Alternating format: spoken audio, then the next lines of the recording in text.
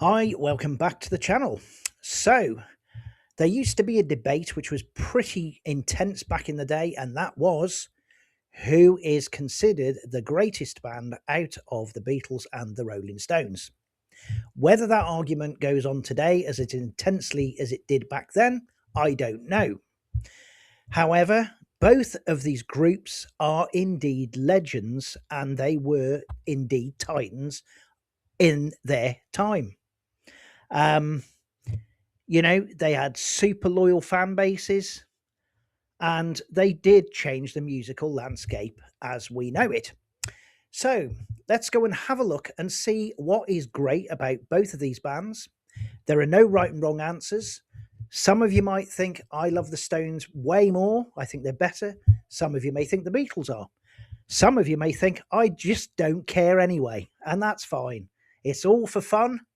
So let's have a delve in to see what made these bands so great and why this argument always seemed to erupt between the rival camps. So, going back to the beginning, we have, of course, the Beatles, who were from the city of Liverpool. They had cut their teeth out in Hamburg, performing hour upon hour in the most gritty and volatile nightclubs you could imagine, and of course, to gritty and volatile audiences. This, of course, prepared them for, what was to come. So, coming back to Liverpool and performing in the Cavern to a loyal audience, they are discovered by Brian Epstein, who immediately, changes their image and puts them into suits. And there you have a clean cut, presentable band, possibly the first boy band. In contrast, of course, we have the Rolling Stones, who were from London. They are blues inspired, a bit rough around the edges, a bit rebellious, a bit dangerous maybe. And so immediately you've got the contrast there. You've obviously got the Beatles, who are presentable, accessible, catchy pop songs. Rolling Stones, of course, a bit dangerous, gritty, that sort of thing. But, interestingly, the Beatles did provide the Rolling Stones with one of their early first songs. There may have been some competition, some inspiration from each other, but I don't know about rivalry. But anyway, so there you go. The early start. In terms of songwriting, we have the core of at the core of the Beatles, Lennon and McCartney.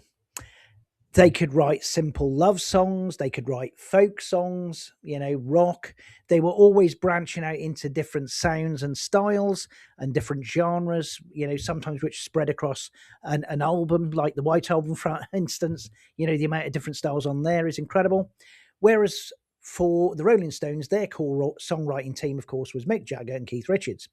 And they were more focused on rock and on blues and, attitude-driven lyrics. So, when you compare the two bands, of course, you've got the Beatles, who you could say had range and evolution. And whereas you could argue that the Stones had consistency and style. The Stones are still with us, even today in 2026. So obviously, what they do works. There is no argument about it. And looking back in the 60s, they had some absolutely, and indeed the 70s, some stellar work. And still, do actually put out some great stuff. So, anyway. Now, the sound and style, obviously, of both of these bands is completely different. The Beatles constantly changed their sound throughout their career. They were a pop band, of course, and then over time they changed their sound. They went in and did some folk and, psychedelia, of course, later on. And eventually, when they got access to the studio after stopping touring, they became more of an experimental band who were not afraid to take risks, and risks they did indeed take. Whereas, of course, the Rolling Stones were more closely aligned to their bluesy roots. And, they got really good at them. They were perfecting their sound and have done so brilliantly over the years. They were more aligned with their, blues, rock, and raw guitar riff sound and groove heavy tracks. And that, makes them obviously iconic anyway in their own right, because they have obviously got their own sound and own identity, which is, I think, the absolute trademark of any successful legendary band or singer. It's to be able to have that unique sound that people know. And the Stones indeed had that and do indeed have that today.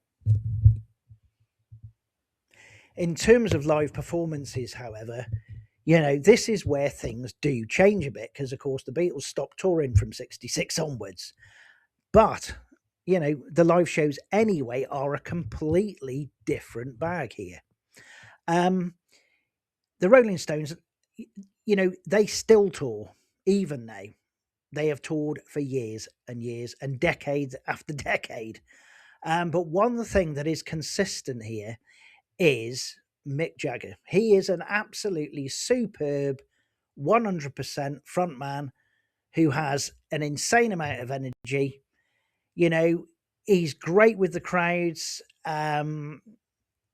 He's got some unusual moves, but this guy can still do it.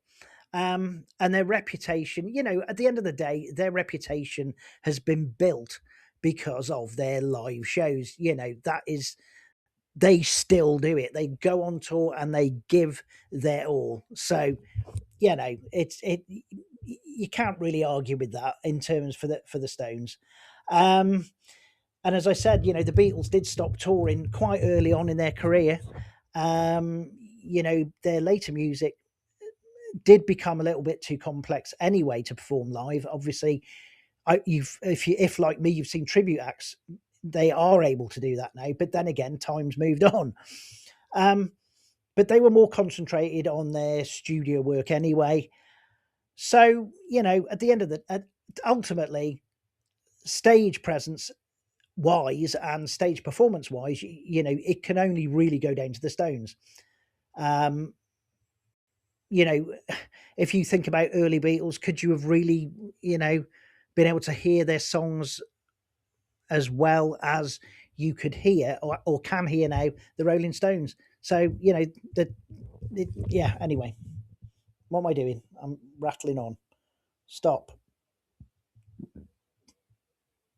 That's all right now. In terms of cultural and musical impact, now the Beatles, of course, did make great music, but it could be said that they also changed the entire industry with the way that albums were made.